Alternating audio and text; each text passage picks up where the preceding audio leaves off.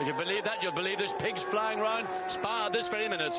Well, incredible stuff, and I wonder how this goes with the clarification of the overtaking rule that we had in Hungary, that when you're the car on the inside, you should have the corner. Well, I think those got binned because they're unenforceable. Unfortunately, the gentleman who introduced that regulation withdrew it.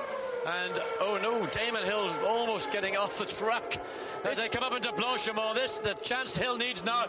Damon Hill pulls over to the left, but Schumacher makes his cut. Now, that may well be deemed to be an unfair manoeuvre on the part of Michael Schumacher. He could get away with the rest of them.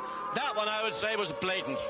So Damon Hill desperately trying to find a way past Schumacher to make the most of his wet tyres, but Michael Schumacher stays out once again, stays on slick tyres. The rain has stopped falling, and this is beginning to fall into Schumacher's hands perhaps, but Hill has the advantage on this track. He just cannot get past the Benetton Renault of Schumacher. Schumacher trying to prevent him coming past, and he's succeeding at the moment. What Schumacher succeeded in doing is retaining the lead, but also judging the weather correctly at this point.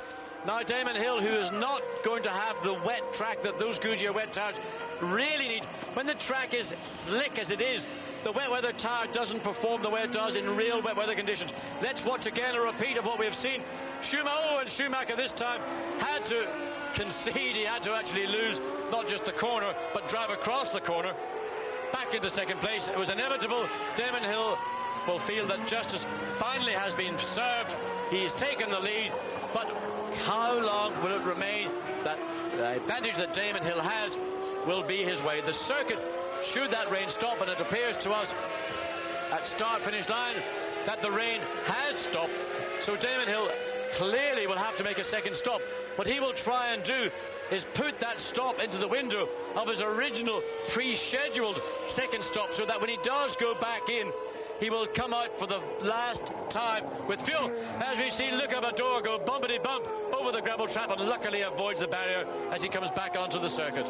So Damon Hill is back in front of the Belgian Grand Prix. Michael Schumacher is second. Martin Brundle is in third, ahead of Olivier Panis. We're taking a look back to the moment when Damon Hill finally managed to get past Schumacher. Schumacher locked up, you could see, and then just ran wide on the way in. He had no chance. That front wheel locked up.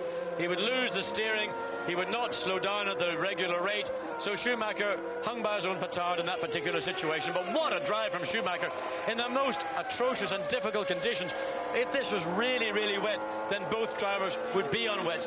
But when you manage to stay out on dry weather slick tyres, which are losing temperature by the foot, as would be the case in these damp conditions, that's, remarkable. But he did, I think, extend the bounds of fairness. I would say, coming into the bus stop chicane, he went beyond it. Elsewhere, he could say with some justification, my car was sliding, I couldn't control it, Damon. You have to understand that.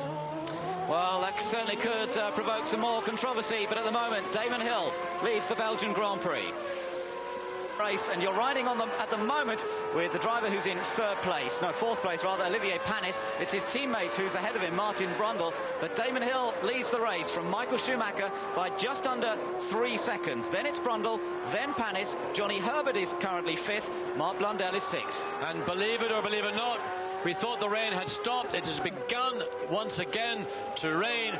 So Michael Schumacher, again, that's Sunday Schumacher ahead of Damon Hill. Well, we don't quite know what happened there, but Damon Hill has come round behind Schumacher. Schumacher lost the lead just as we went to that commercial break. We saw it as he lost it up at Lake Coombe. Suddenly, Michael Schumacher is back in the lead. But the rain that we thought is... Oh, there's what happened. Damon Hill got it all wrong as he approached the bus stop chicane. And in fact, he must have got it all wrong somewhere else, because he was clearly behind Michael Schumacher. So somewhere around on the circuit, Damon Hill lost the lead to the German, and Schumacher back 2.9 seconds. But once again, looking upwards and skywards, the rain is beginning to fall on the start-finish straight. And while Michael Schumacher has gotten away with it once, I just wonder, can he afford? But he is in the lead.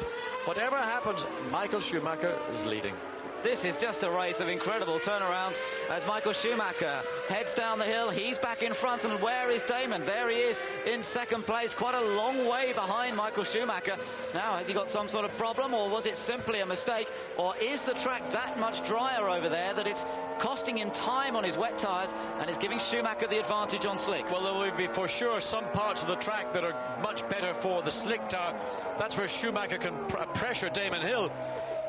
On the other parts of the circuit, the advantage is only marginal towards Damon because wet weather tyres, as we mentioned, need water to work. What happens when they start to get scuffed, particularly having run hard on dry parts of the circuit, is that they lose the advantage that they had on the damp parts. So that track like this, where you see a drying line, that's no way going to help those wet weather tyres for Damon Hill. And all we hope, or certainly Michael Schumacher, I should say, would hope, is that the rain that is falling, which is light, is not going to be critical. Now, this is a replay from on board with Michael Schumacher's car. Let's see if we can see what happened earlier on when he retook the lead from Damon Hill. Damon runs wide. He runs wide in the first part of Stavolo. Schumacher gets underneath him. Damon Hill probably just caught the curb on the exit, but he made it. Damon Hill back into the pits. And is this a scheduled stop, or is this a stop with a problem?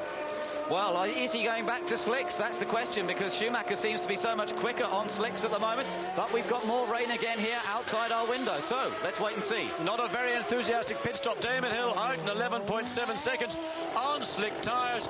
Is this the right decision, or has he followed the trends of Schumacher, who may well find himself caught, like Damon Hill will be, on the wrong tyres in the wrong conditions? But the gap, the lead that Schumacher has now over Damon Hill is in almost a third of a lap. It's something approaching, I would say, 35-40 seconds. So Michael Schumacher in front. We've completed 26 laps of this race now. Damon Hill has dropped down with that third stop that he's made so far. Then it's Martin Brundle. Johnny Herbert has moved up. Olivier Panis is fifth. And Ukio Katayama's going well. We haven't really seen him on camera yet, but he's actually moved up past Mark Blundell. And Mika Salo is right behind Blundell in eighth. So a big improvement in form from Tyrrell.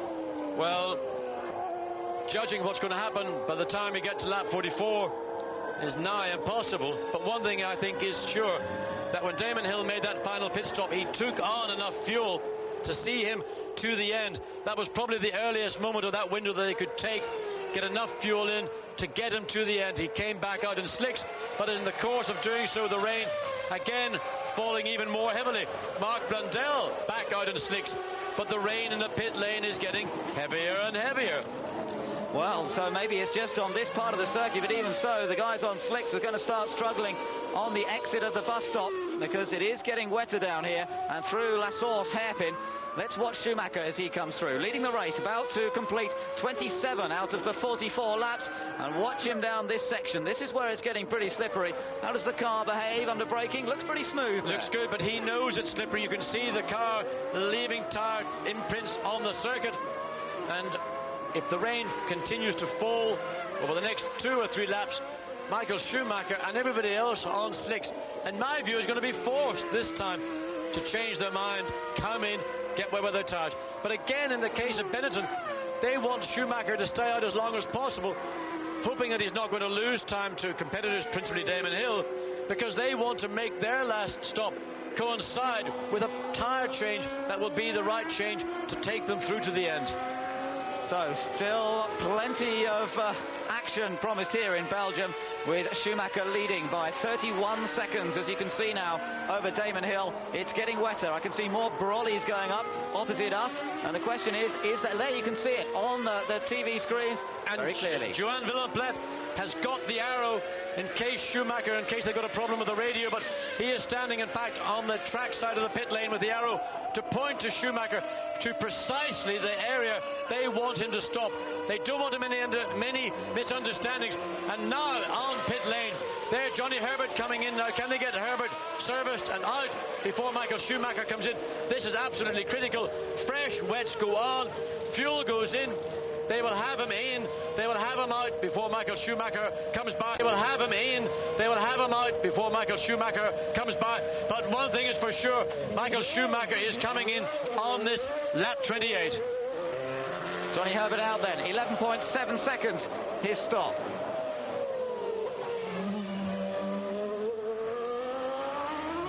So Michael Schumacher, is he coming into the pits? We certainly expect him to, and Damon Hill is the biggest loser out of all this. If only he'd stayed on his wets, although having said that, the wets may have been so worn by that time because he'd been running on a fairly dry circuit in places. Perhaps they were too worn to do him any good. Well, Damon Hill down at Star below on this part of the track, not as wet as we have it now at start-finish straight.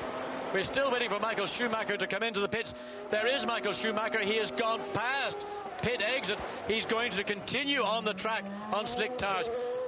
I don't know what to say. I don't know whether to question the team's judgment. I don't know whether to question Michael Schumacher's judgment. But I bet you a penny to a pound that Damon Hill will come into the pits at the end of lap 28. If I don't, well, I'm only a pound down. So Schumacher back up the hill. You can see the rain there at Eau Rouge as well. It's certainly pretty wet on the whole of that half of the circuit. It's really a question of how wet it is up at Lake Coombe, the area he's coming to now, building up to about 190 miles an hour before braking on a surface that must be somewhat dubious. So he's got to be somewhat careful as he turns in, but it doesn't look quite as wet up at that part of the track. Hill has also stayed out. He's not decided to come in. He's maybe waiting to see how things develop. Well, I just wonder, is one team playing cat and mouse with the other? Williams trying to shadow what Benetton is doing, but there a yellow flag is out of stow. Safety car. The first time we've seen a safety car in, well, I can't remember the last time it came out. It has been deemed unsafe because so many cars are on the circuit on slick tires that the safety car has been brought out. That means Michael Schumacher's lead of 29.5 seconds will evaporate down to whatever the cars are on the road. Well, who's played the joker? We're not playing whist, we're not playing canasta. Martin Brundle locks up and he wonders, am I playing poker? Well, Brundle gets away with it down at La Source and rejoins. Remember, he's in third place at the moment. Katayama's come up to fourth with the recent round of pit stops. And then Olivier Panis fifth, Mika Salo sixth, with Johnny Herbert seventh. But the safety car is changing everything, of course. They will all have to queue up behind that. And then, well, each lap counts, remember, as they follow the safety car around. Each lap will actually count.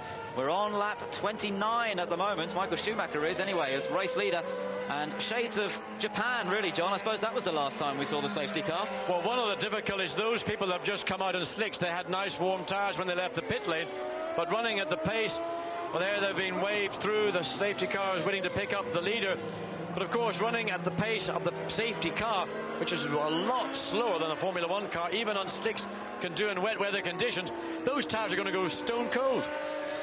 Well, there we have a camera even on board the safety car. Ukiyo Katayama is off. Ukiyo Katayama has hit the wall, hit the barrier, nose off, front suspension from fourth place. And that again is at, I think, Lake Coombe at Malmedy. There we watch again, see what happened. The yellow flags are out. Too much right foot. The car gets away and spins into the... He's leading this race, but the safety car is out. He hasn't yet caught the safety car, but they're under yellow flag conditions, so the car's just following each other around. No overtaking allowed with the safety car out there. You can see the stationary yellow flag down there at Blanchimont. There is the safety car, and he's waving cars past until he picks up the leader. So he's about to wave past Mark Blundell, who's in seventh place, and Heinz-Harald Frentzen. Oh, and I was going to say there's two cars off, but of course that's John Alesi and Mika Häkkinen at the exit of La Source.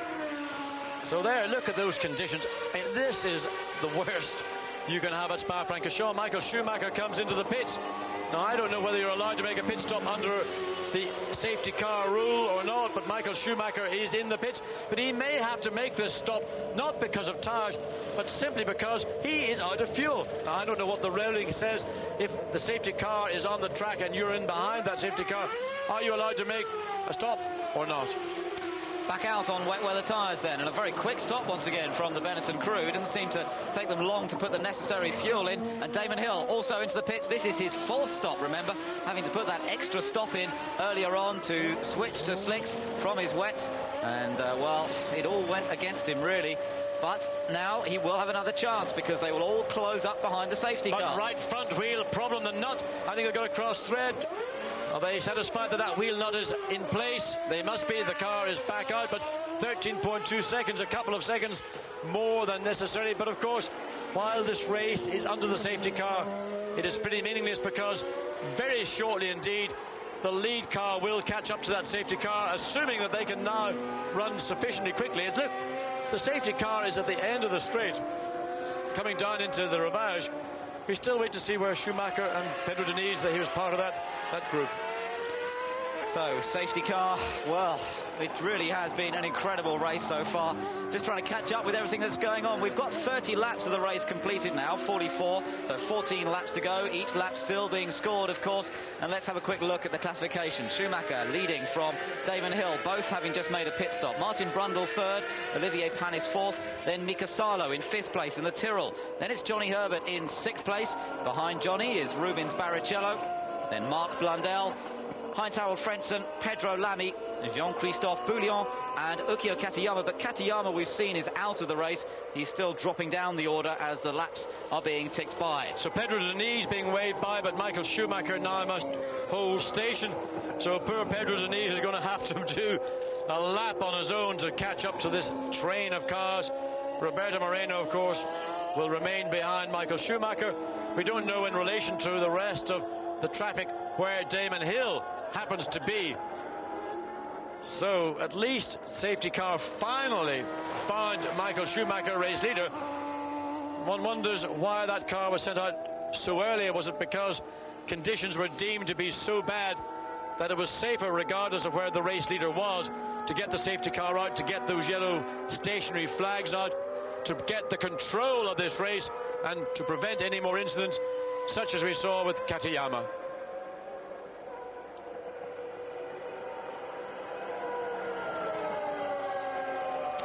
So they're heading back towards the start-finish line gradually to complete 31 laps. And interestingly enough, still cars going past us at very high speed where we are at the moment. And in fact, yes, it's interesting to see that Damon Hill has now caught up to this little group. And Schumacher has a car between him and Hill, of course, which is to his advantage when we do actually lose the safety car once again. But presumably we'll wait until the whole field is gathered up behind the safety car before they take it away. Well, I think this race could run its 44 laps before the whole field gathers back up behind the safety car. But there we see one of the two Saibers gradually climbing onto this chain of cars, and let's hope within another 2 laps, because I suspect it's going to take almost that for Pedro Diniz to make up the lap that he needs to do to get back onto the end of this group of cars. Of course, he was the last car to be waved by the safety car, but Roland Bruncerado, the race starter, he has got his green flag, and it may well be, in fact, at the end of lap 32, start of lap 33, that this race once again continues. The orange light, the flashing light, has gone out. Indeed, the light is off on the safety car, and that would indicate that they will be having a restart at the end of this lap. Where's Damon gone? Well, Damon has dropped right back. Of course, I think it's Jean-Christophe Bouillon who's behind Damon. He's frustrated because he's having to slow down. Now, I don't know what reason Damon would do this. He might just prefer to accelerate up, slow down, give the brakes and the tyres a little bit of the treatment to ensure that when this race goes back to green, which would appear to be at the end of this lap, once again, your teams in contact all the time by radio to their drivers. So Williams will be saying to Damon Hill, going green flag, so be prepared, don't get caught off guard. So I suspect that's what Damon did. He dropped back, he then would accelerate up, use the brakes, use the tyres, put the energy back into those tyres when it comes to the green flag, to be in position to challenge for victory. Absolutely. This afternoon. And don't forget that Martin Brundle has also caught up onto the train. He's in third place in this race, and he's also in that group. He's just behind Damon, well, in fact, he's behind Jean-Christophe Bouillon, who's just behind Damon Hill. So we have the top 3 separated by 2 other cars as well, but all within range of one another. Martin Brundle, who came close to winning this race in 1992, saw it won by his teammate then, Michael Schumacher. He has now got himself a chance, perhaps, of victory here at Spa. It's an intriguing situation once again that we have. And this whole weekend is just topsy-turvy all the time. We keep seeing different situations. So far in this race, we've seen the likes of John Lacey leading the race, going out. David Coulthard, of course, who put in a sterling performance up front, pulling away, and then going out, we believe, with gearbox problems for Coulthard. He went out of the action. Damon Hill was then leading the race. Remember, he qualified down in 8th, but Schumacher was on the charge from 16th place, gradually worked his way up the order, even though he lost quite a lot of time behind Eddie Irvine at one point. But then Schumacher getting into the battle for the lead, and that's what we've got now. Schumacher leading, Hill in 2nd place, Brundle in 3rd, and we're about to get this race underway once again. Well, we come up through Blanchimont. It's the final lap for the safety car. The light is out. And as the cars approach, as they will do in a moment or two, or in a few seconds for that matter, the bus stop chicane, the safety car will peel off into the pit lane, and then as soon as that flag is seen, racing will recommence. Well, they're getting on it straight away as they come out of the bus stop because the safety car's gone. They're accelerating hard, and the 40 course is trying to move out of the way. Moreno moving out of the way as Damon Hill goes past and goes now on the chase for Michael Schumacher. Damon locks up. He goes way, way too deep into La Source. And, well, he still retained that 2nd place of the car. Fishtails one way, fishtails the other way. But Michael Schumacher accelerates. There's the gap, 2.5, 3 seconds. Schumacher's got clear track. Damon Hill has got the spray and the footprint to follow Michael Schumacher. So the battle is on between the top 2 in the World Championship once again, and even if you start them back on the 4th row and the 8th row of the grid, every race seems to turn up at the moment into a battle between these two. Hill now chasing Schumacher in the wet conditions, both on wet tyres now, remember. We've got cars off down at La Source. Well, it looks like Olivier Panis and the Ligier going topsy-turvy as he exits out of that, and just too much right foot, too anxious on the exit of La Source. Still more action then. Don't forget Martin Brundle is there in 3rd place behind these two, Schumacher and Hill, as they drop downhill. And it looks like we've got a replay as he got on the power coming out of La Source. Olivier Panis, just did he get a bit too carried away? Round she comes. Well, he was trying to find a way past the other car to his left, and in his anxiousness he just got too much throttle, too quick. There we see it again, one of the two Saubers. So that was, in fact, I think it was Heinz-Harald Frentzen. He was trying to get the run on Frentzen down to Eau Rouge. In the meantime, Damon Hill runs on our screen. It was 1.6 seconds, but of course it's much more than that, since Damon Hill had that little calculated trip down La Source, the escape road in La Source. There is the Williams team watching their man, and they would know that they're on TV as they acknowledge it. Look at that for Damon Hill. He's got a 10-second pit lane penalty for speeding, and that again changes the complexion of this race. He has got to come back in. It's a 10-second stop and go. That puts him out of 2nd. Well, it puts this race out of reach as well, because there is nobody left now to challenge Michael Schumacher. Only thing that can affect the outcome of this Grand Prix now, as far as Michael Schumacher is concerned, is the unforeseen, as we saw in Hungary 2 weeks ago, mechanical failure. Damon Hill, I don't know, I can't imagine he's had a worse Grand Prix in many respects than this one he's had this afternoon. So down to the end of the pit lane for the stop and go penalty, of course, not into the Williams pit, and he now has to suffer the waiting time. Has to be stopped for 10 seconds, and then off he goes once again, but he's losing time to Brundle. He may well still come out in 3rd place because Johnny Herbert was 31 seconds behind. I should imagine they'll come out fairly even, and we'll have a chance to see that in a moment. But it means that Michael Schumacher now has around about a 7-second lead over Martin Brundle.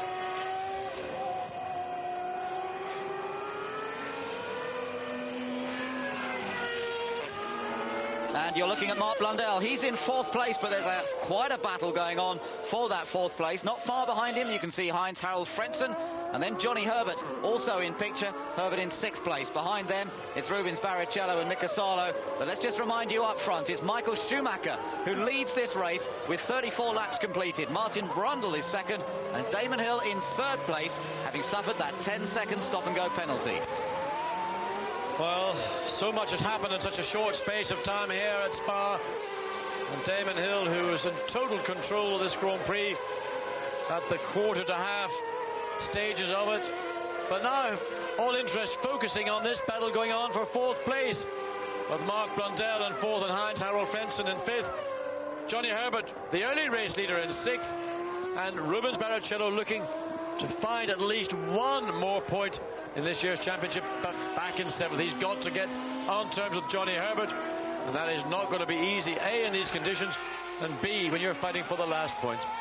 Indeed, Rubens Barrichello, the man who suffered the most really on the final lap in the last race in Hungary, when he was looking set for third place and the car died as he came out of the last corner. Now we're taking a little look back here at something happening, and this looks like a spin for Damon to me. Looks like he got it wrong coming out of La Source in his attempt to make up for that 10-second stop-and-go penalty. Well, that's just a further aggravation and frustration, and I think when Damon Hill steps out of his car, he will have a face like thunder.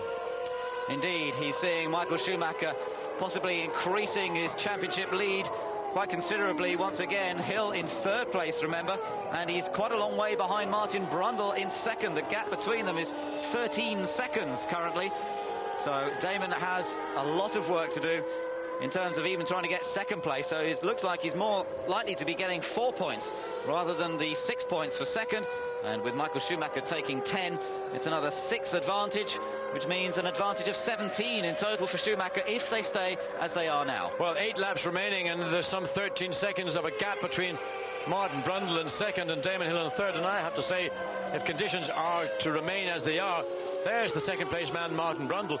There's little prospect of Damon Hill taking second place away from Martin, and in fact it only takes one little error or one mechanical failure from Michael Schumacher, and here's a man we maybe didn't even consider as a potential winner this weekend. Martin Brundle, all the way from Kings Lynn, Norfolk, England, and a man in fact in demand, because a lot of teams like the sound of Martin Brundle. He would be the ideal partner to so many drivers. When you get drivers so ambitious that they want to be singular, be number one in the team, Martin Brundle is a perfect partner in those circumstances. Well, there you can see the gap has increased, in fact, between the two of them. It's up to 19 seconds. So Damon Hill has a lot of work to do in the remaining laps if he's to try and take second place. It does mean that we've got British drivers second, third and fourth with Brundle, Hill and Blundell. But Damon wants that number one spot, and well, what a dramatic race in the way that he's lost that number one spot, and the way that Michael Schumacher, from 16th on the grid, remember, has come through to be leading at this point in the race. Well, it took enormous courage and only skill to match that courage on the part of Schumacher. He did stretch credibility to the limits in terms of keeping Damon Hill behind. He never did one thing other than at the bus stop chicane, which I wasn't happy about. He used gamesmanship to extreme. Now, I know Damon Hill, when the race is over, he'll not be happy about that. But in those circumstances, you choose to stay in wet weather tires. You know that that car is not going to be quite so precise, quite so, let's say, maneuverable as it would be on wet weather tires.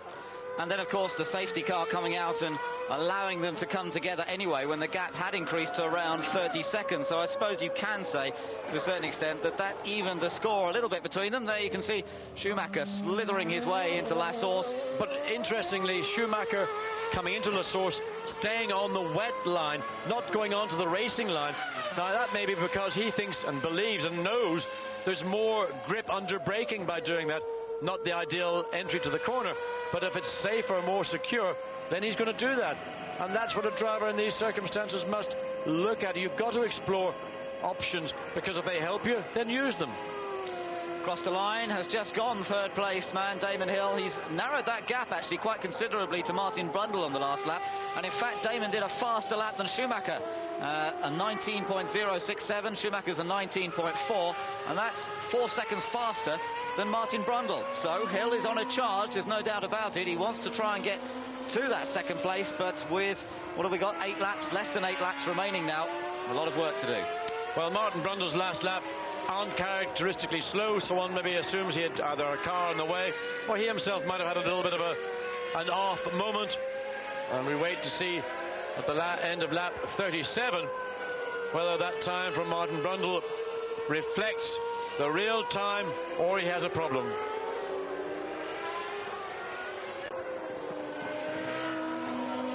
Rubens Barrichello going for Johnny Herbert's place, that's 6th position, and Rubens Barrichello into 6th, but has he gone too wide? No, he keeps it all nicely under control. Johnny's trying to come back at him, and this is a great battle. Well, Rubens Barrichello is a great little fighter, a great race driver, and a good pass, a clean pass. I'm actually quite surprised that Johnny Herbert made it as easy as it appeared. But Herbert, you see, they're using the long way around the corner. Rebels for grip on the inside. Herbert now right back on to the tail of the young Brazilian. But down this hill, the acceleration, we'll see those two cars remain in touch. And through this fast corner, not very much Johnny Herbert will do. He may try and have a little sniff down the inside as they break for the next right-left. But at this situation, no way close enough. Eddie Jordan in the Jordan pits, talking to Gary Anderson, and I'm sure giving Gary some advice of some sort. But really in these situations, it's down to the driver. All you can do is give him the information, but it's in his own hands. Rubens Barrichello, always very, very competitive in wet, slippery conditions. Took the pole here last year, remember, switching to slicks in the dying moments of the qualifying session. But also one of his best races, very early in his career, was that very wet European Grand Prix at Donington. These conditions, he seems to always revel in them. Yes, he does. He had a difficult start. I mean, he was way, way down in the early part of the race. And with all the changes that have happened, suddenly he's up to the points. And of course, once the driver gets the scent of a point, then he just goes that little bit more. The question you often ask, and teams ask all the time, why is it that if a driver has got a chance of a point, he goes quicker than when he's outside the points? One of those things only people like Michael Schumacher seem to be able to understand and effect, whatever those reasons are. A very fast lap last time round from Schumacher, 2 minutes 17. So about 2 seconds, or just under 2 seconds faster than anybody else on the last lap. And these conditions suiting him down to the ground as well. Martin Brundle still second. Hill closed up a little bit more. He closed it down to 12.7 seconds, the gap between him and Martin Brundle in second. Mark Blundell is still in fourth place with Heinz-Harald Frentzen right behind him. Then it's Rubens Barrichello in sixth, Johnny Herbert in seventh, and it's Mika Salo, Olivier Panis, and in 10th place, and his second Grand Prix on his return, is Pedro Lamy. Well, race leader Michael Schumacher, total control now of this Grand Prix, and on lap 38, coming up to begin lap 39, and really, who would have believed that when starting in 16th place, I know what's happened in the old days, but things are somewhat different now. The nature of the cars, the way they react to one another on the track, the braking abilities, the downforce, all those factors have affected the ability to race the way maybe it was in days gone by, certainly to overtake. And Schumacher threads his way very carefully indeed past Pedro Diniz. He's not prepared to assume that Diniz knows he's there. So again, wisdom and maturity from the world champion. Now look at that gap between Martin Brundle and Damon Hill. Over the last couple of laps, Damon has been reducing the gap at around about 2 seconds a lap, and we've got something like 6 laps to go now, and the gap between them is 12 seconds. So in theory, at that sort of rate of progress, they should be together on the very last lap and battling for second place. But they're just coming across the line. Brundle's just gone across the line. He's now 25 seconds behind Schumacher. Let's see what the gap is this time as Hill crosses the line. 9.5, so definitely on target for coming together on the last lap. And in fact, Damon Hill had the quickest lap 38 of anybody, and certainly after all those setbacks, the character of the man still intact. Well, a fascinating top 6 we have at the moment, with 6 different teams represented in that top 6. Schumacher for Benetton, Brundle for Ligier, Hill for Williams, then Mark Blundell for McLaren, and that's a much better performance than we've seen from them for a while. Heinz-Harald Frentzen for Sauber, and then Rubens Barrichello for Jordan. So it's a very, very open in terms of the cars up there, and then keep an eye on that intermediate time. Again, he's closing up to Brundle. But so close to the limit. He almost ran wide on the entry into Les Combes. Tippy-toed round the first part. Had to sort of get off the power to gather it back up for the second part. Now on the run down into the into the Rivage. And Damon taking the more normal line, not as wide as we saw Johnny Herbert or we've seen others in these very wet conditions. Second place man, as Damon Hill comes onto the straight that Martin Brundle has just left, it will be very soon that Damon Hill sees Martin Brundle this lap 39. There is Brundle sliding the Ligier a little bit through the right-left flick. and he knows that Damon Hill is narrowing that gap, and out on that part of the circuit, slightly drier, the wet tyres beginning to struggle on that part of the track. Well, certainly Martin Brundle, you could see as he came through, the car sliding, no grip at all. And of course, when that happens, you're off the throttle. You can't use the power as you want. The gap closing by the corner. And of course, Damon Hill so fired up by all those frustrations, some self-induced, some through fate. Certainly he wants the additional 2 points that being sixth will provide him with to mitigate the gap that will once again open should Michael Schumacher continue to the end and take victory. So Martin Brundle coming up to cross the line this time, and the gap between him and Schumacher's increased to 26 seconds, but the one we're really watching is how far behind is Damon Hill. Hill's just crossed the line, 7.1 seconds now, and we have 6 laps to go. So it's really getting pretty tight now. The Ligier team, well, some of them giving us a wave, but I think some of the others are feeling pretty tense at the moment. It looks like a podium finish for Martin Brundle, but is it going to be second or is it going to be third? Well, the way things are going, Damon Hill is going to be up to Martin Brundle within the next 3 laps, and then it's a question of whether Martin can halt the progress of Damon Hill or whether simply the speed that Damon Hill is able to run at is just too much. There you see Damon Hill again staying on the wetter part of the circuit, pulls over to the left, brakes, enters the corner. That car clearly capable of running, well, it's 2.5 seconds a lap on average quicker, and you don't have to get your A-level certificates in mathematics to work out that very shortly indeed Damon Hill will not only be behind Martin Brundle, he'll be past him.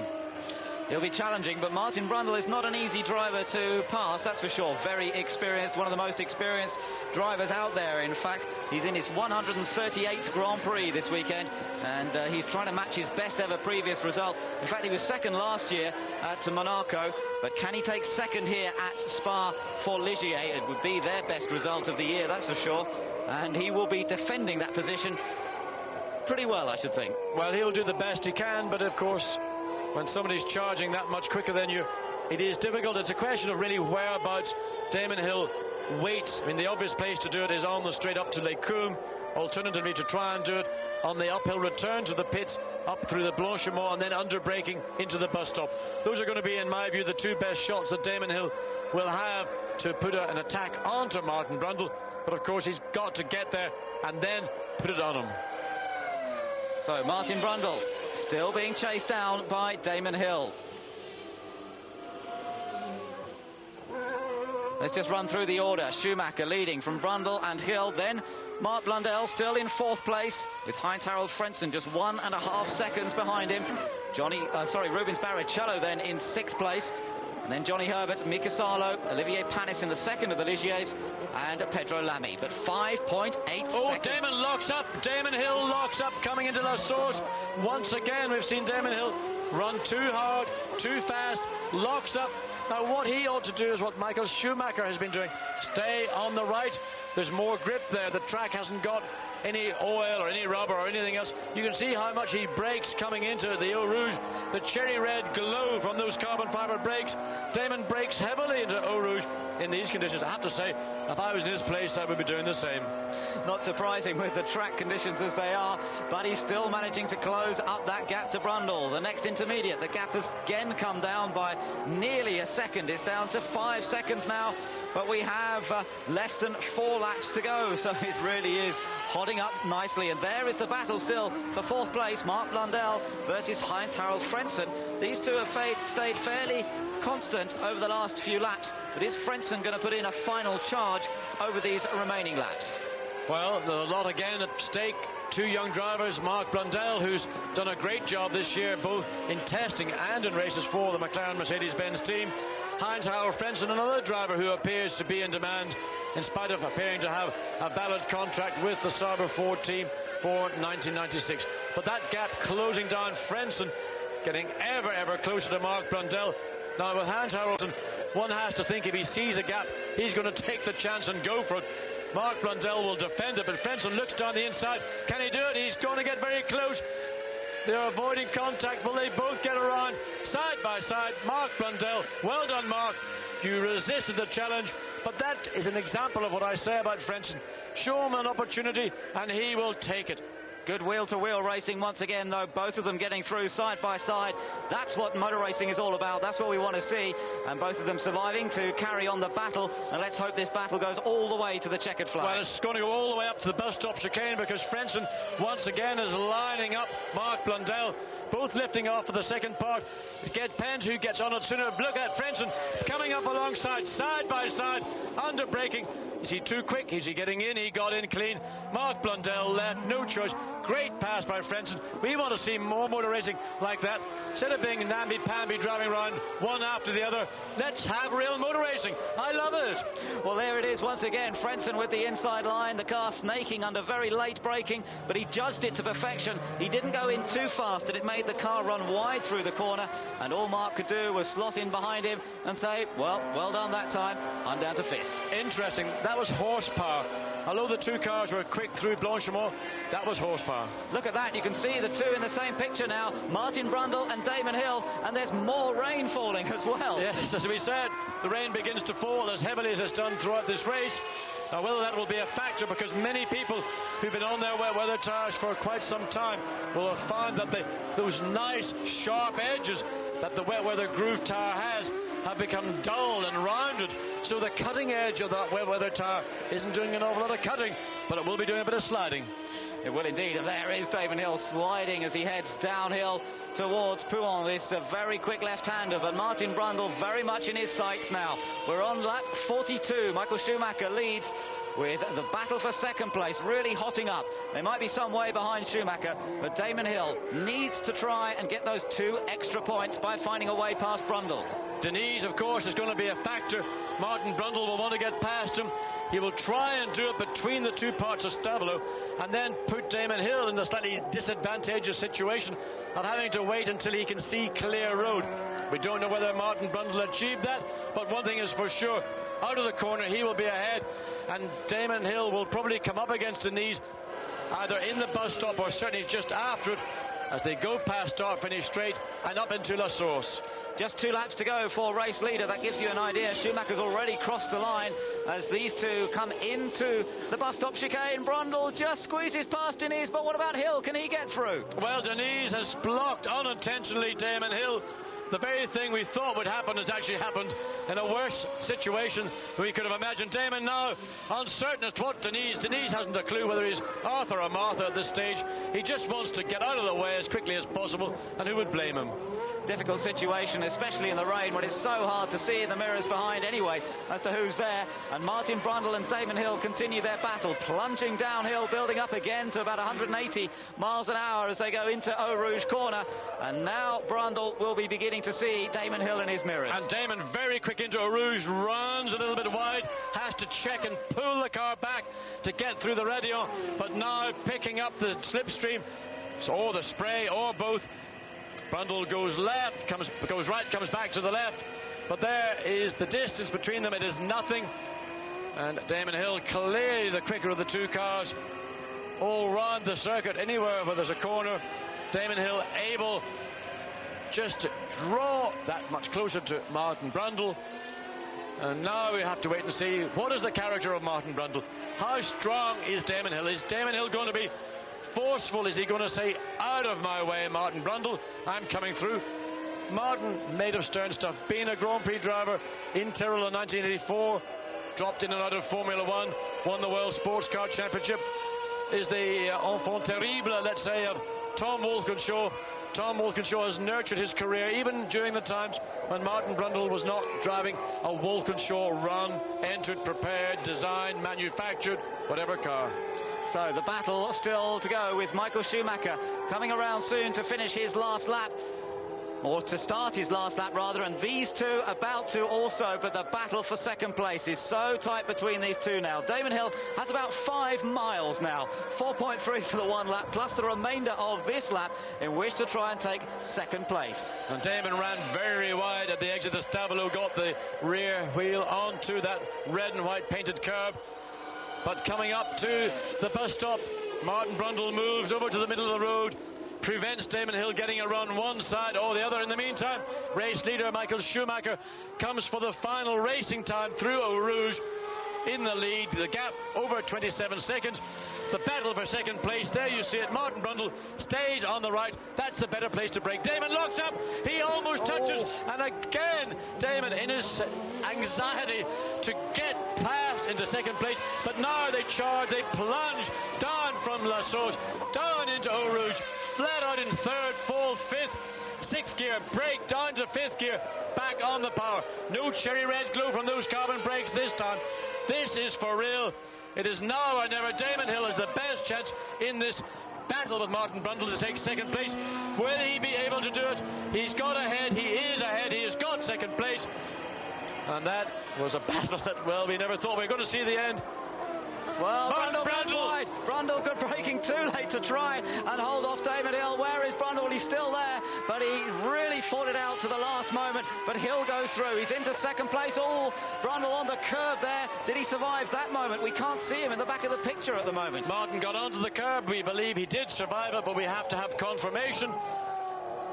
In the meantime, race leader Michael Schumacher having a pleasant second part to his Sunday afternoon drive and a superb race by the world champion. A great job by the Benetton team, who've been through the ringer this weekend with chassis written off by Johnny Herbert in his Friday shunt, chassis damaged by Michael Schumacher in his Saturday shunt, the frustration of having to start, almost the indignity of having to start in 16th place, and there he is en route to once again take victory in Belgium.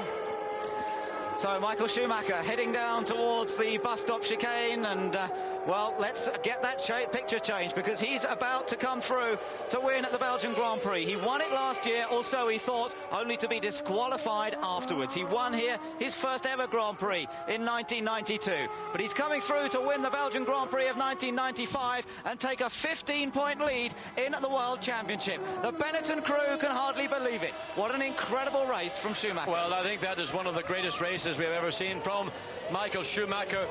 Against all expectations, against all odds, he has won the Belgian Grand Prix. Damon Hill, arch rival in the World Championship, takes second place, and really one wonders what will go through the mind of Damon. On reflection, we wait for Martin Brundle. Great drive from Martin Brundle to take the final podium position. And joy, look at that unbridled joy in the Benetton Renault team. They are delighted. All that work on Saturday, all that work on Saturday night, all the work that the team, the heartache, the agony, what are we going to do in strategy? What are we going to do if it rains? They got it right. This man guided it safely to the end. And what a great race from Michael Schumacher. What a great effort. What a great team effort. And I'm sure Michael Schumacher, in his looks forward to 1996 at Ferrari, must wonder, am I leaving a team of such magnitude, such quality, that I have to say, am I doing the right thing?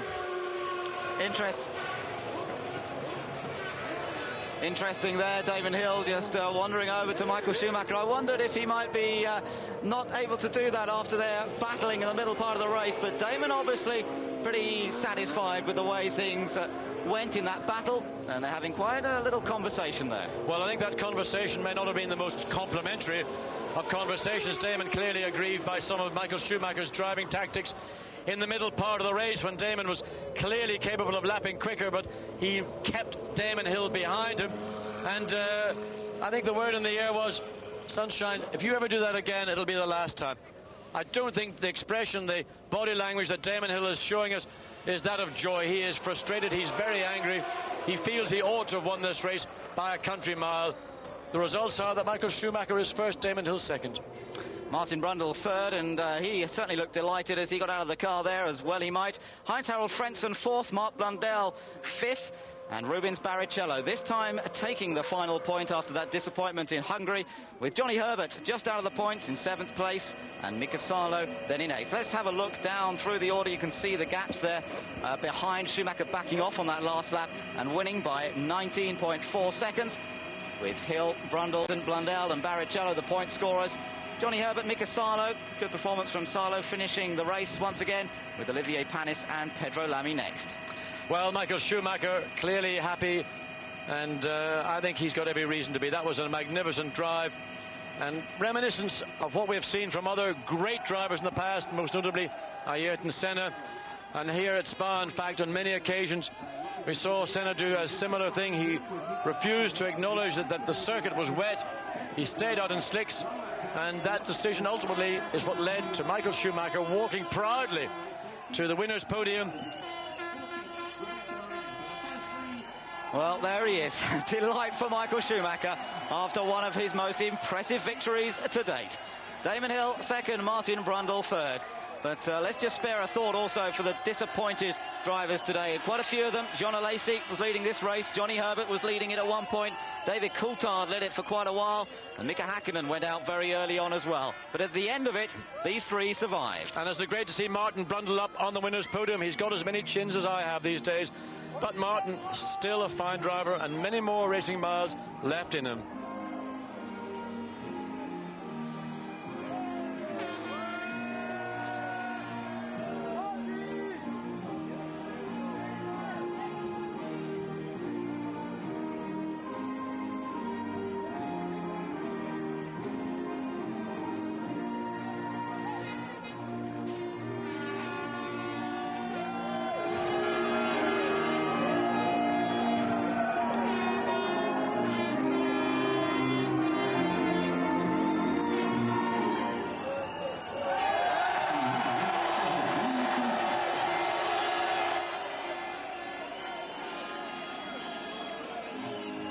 And now the British national anthem for the winning constructor today, Benetton.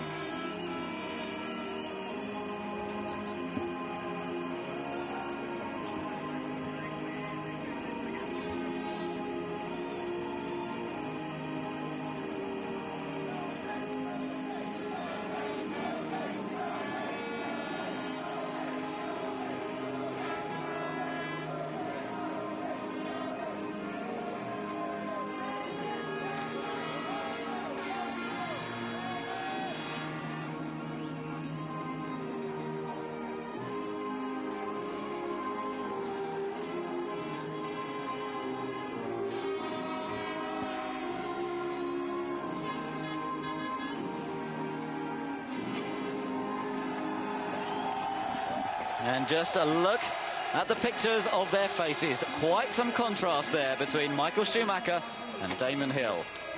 And Flavio Briatore, the team principal at Benetton Formula, up representing the team side of the awards. And Michael Schumacher absolutely jubilant and delighted. Hundreds or tens of thousands of German fans. Now look at that. Damon did not shake hands on the podium with Michael Schumacher. He shook hands with fellow Brit Damon Hill. Is that telling us something, or did we not need to do it because we saw those two have a little chat? One through the helmet, one with the helmet off. Michael went, "That's all right, don't worry, I didn't really mean it, Damon." And Damon, I think, saying something that we wouldn't be able to repeat on television, but we may hear in the drivers' press conference, and I'm sure that Damon will be forthright in his views, and quite rightly too. The champagne shower next time up, and a word for Martin Brundle as well. It's his best result for a long time, and the best result for Ligier for this year. Remember, Martin hasn't been doing all of the races this year. He's been sharing the car with Agiri Suzuki, but he's been a linchpin in that team.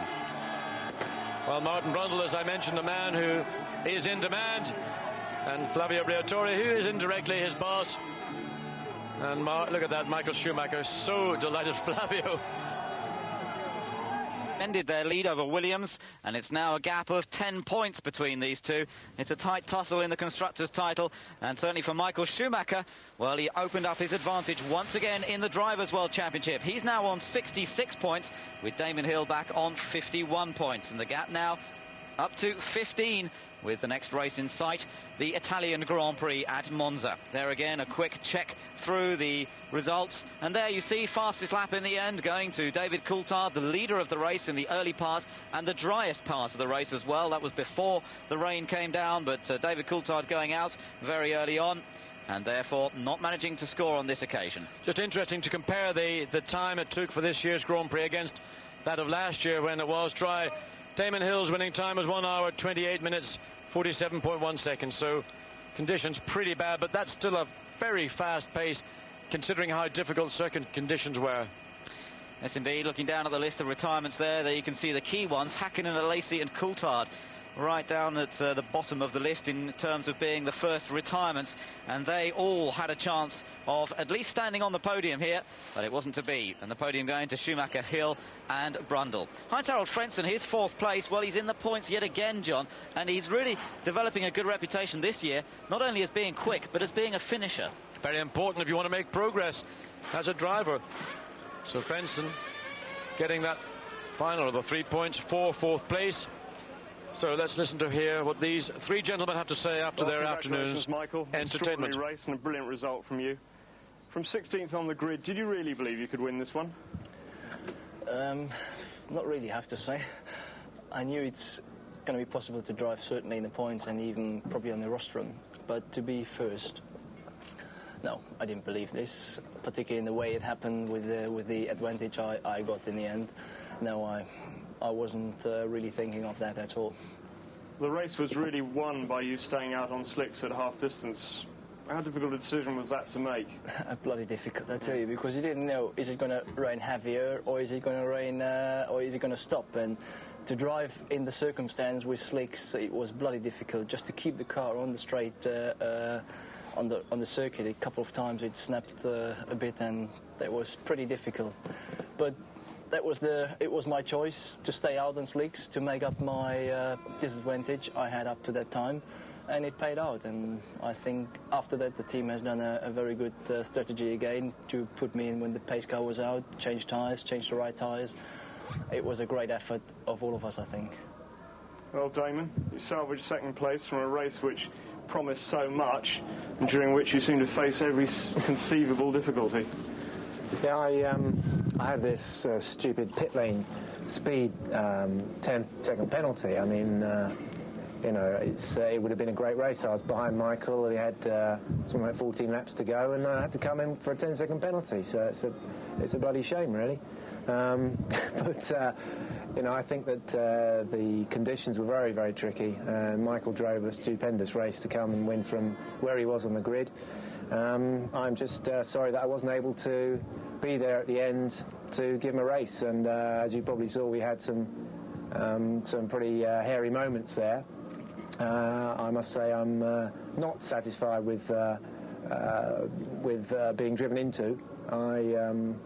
I didn't think that was acceptable, and but other than that, I thought we had a great race. And Martin, well, timely result for you. It was good. Yes, it's a good result for the team. We all started a long way back on the grid. Maybe that's the secret of racing at Spa. We had a great strategy, a one-stop strategy. The only downside was I was running a long time on the wets. The wets that I finished on were absolutely destroyed, so I was struggling to defend 2nd position. But we gave it a good try, and reasonably satisfied with the day. Good. Well, congratulations to all of you. One final thought, Michael, from you? Your 16th race win? Yeah, starting from 16th position, having a 16 win, so it's a bit of a double. No, I mean, as I said, we had difficulties in Hungary after I stopped in that race. Some stupid comments came out, whether the team would stop me purposely and stuff like this. I mean, it's completely bullshit. I never believed at this, and at this stage, it's a good point to prove that. Well, congratulations to all 3 of you. Thanks. Well done. Thank you. So, Michael Schumacher putting in that incredible performance here in Belgium and winning the Belgian Grand Prix for the 2nd time. Damon Hill, obviously, pretty unhappy about part of that race when they're involved in their battle, but the battle will be rejoined once again when we go to Italy for the next round of the World Championship, the 10th of September, the date for that one. We've got some swimming coming up for you after this, but for now, from Belgium, it's goodbye from Ben Edwards and John Watson. Goodbye.